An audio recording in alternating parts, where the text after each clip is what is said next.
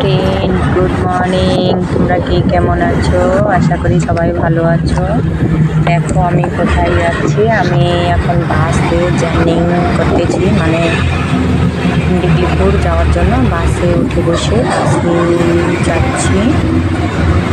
সকাল সকাল দেখো কি সুন্দর আকাশগুলো দেখা যাচ্ছে, কি সুন্দর গাছপালা দেখা যাচ্ছে। কিন্তু না, বাইরে জানো প্রচণ্ড বৃষ্টি বৃষ্টি হচ্ছে, জানলা বেশি খোলারও কায়দা নেই। এখন হালকা একটু বর্ষাটা কম, তাই জানলাটা খুলে রেখেছি।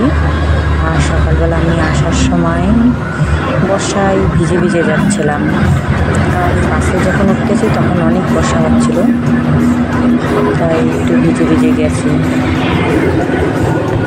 দেখো কত দূরে আমি পৌঁছে যাচ্ছি।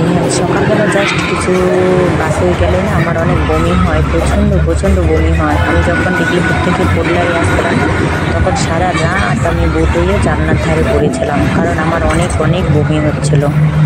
সারা রাত আমি বমি করেছি, নাইট বাসে গিয়েছিলাম।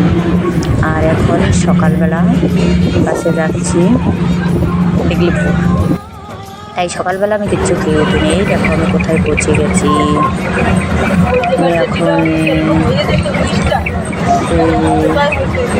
এটাকে কী বলে, যেটা জিগরাটন না, সরি, সেই বারাটান বলে না, বারাটান যেটি, একটা হয়ে গেছে, আরেকটা তোমার আরেকটা এখনো হয়নি। মানে ব্রিজটা দেখো পার হয়ে গেছে, গাছগুলো কত ছোট ছোট দেখা যাচ্ছে।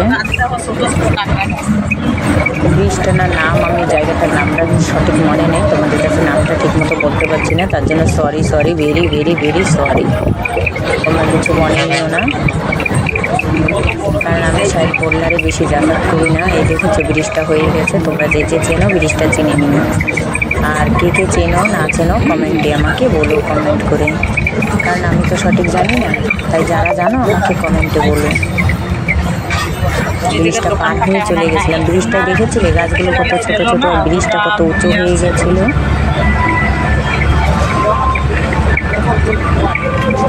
আমি জাস্ট টাটা বাই, তোমরা সবাই ভালো থাকো, টাটা, গুড বাই।